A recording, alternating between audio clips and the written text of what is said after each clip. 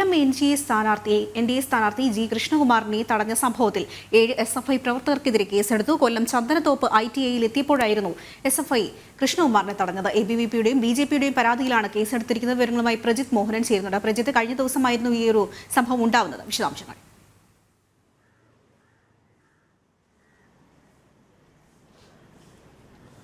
കഴിഞ്ഞ ദിവസം ചന്ദനത്തോപ്പ് ITIയിൽ വോട്ടഭ്യർത്ഥിച്ച് എത്തിയപ്പോഴായിരുന്നു SFI പ്രവർത്തകർ അവർ സംഘടിച്ചെത്തുകയും NDA സ്ഥാനാർത്ഥിയായ കൃഷ്ണകുമാറിനെ തടയുന്ന ഒരു സാഹചര്യം ഉണ്ടായത്.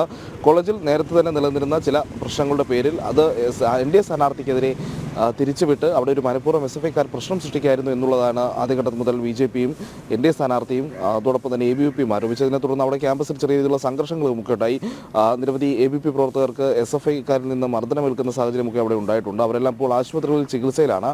ഇതിൻ്റെ ഭാഗമായി കൂടിയാണ് ABVPയും BJPയും ഈ SFI പ്രവർത്തകർക്കെതിരെ മനഃപൂർവ്വം സംഘർഷമുണ്ടാക്കിയെന്നുള്ള ആരോപണവും സ്ഥാനാർത്ഥിയെ തടഞ്ഞു എന്നുള്ളതിനുമായി ബന്ധപ്പെട്ട് പരാതി നൽകിയത്. 7 SFI പ്രവർത്തകർക്കെതിരെയാണ് കേസെടുത്തിരിക്കുന്നത് കുണ്ടറ പോലീസ്. ഇതുമായി ബന്ധപ്പെട്ട് കൂടുതൽ നടപടിക്രമങ്ങൾ വരും മണിക്കൂറുകൾ ഉണ്ടാകും. എന്തായാലും ഈ പ്രസംഗവുമായി ബന്ധപ്പെട്ട് പ്രത്യേകിച്ച് ഈ SFI പ്രവർത്തകർ തടഞ്ഞ സമയത്ത് പോലും അതിനെ വകവെക്കാതെ NDA സ്ഥാനാർത്ഥി കൃഷ്ണകുമാർ ചന്ദനത്തോപ്പ് ITIയിൽ നടത്തിയ പ്രസംഗം അത് ഇപ്പോൾ സാമൂഹ്യ മാധ്യമങ്ങളെല്ലാം വളരെ വൈറലായിക്കൊണ്ടിരിക്കുകയാണ്. പ്രത്യേകിച്ച് മണ്ഡലത്തിൽ അത് വലിയ ചർച്ചയാകുന്നുണ്ട് എന്നുള്ളതാണ്. ഇത്തരമൊരു അക്രമ രാഷ്ട്രീയത്തിനെതിരെയും ക്യാമ്പസുകളിൽ വിദ്യാർത്ഥികൾ എങ്ങനെ ബിഹേവ് ചെയ്യണമെന്നടക്കമുള്ള കാര്യങ്ങളിൽ അദ്ദേഹം നടത്തിയൊരു പരാമർശം അത് ഒരു കൃത്യമായ ഒരു സന്ദേശമായി മാറിയിട്ടുണ്ട് എന്നുള്ളതാണ് ഇപ്പോഴത്തെ കൊല്ലത്തെ സ്ഥിതി. ആതിര.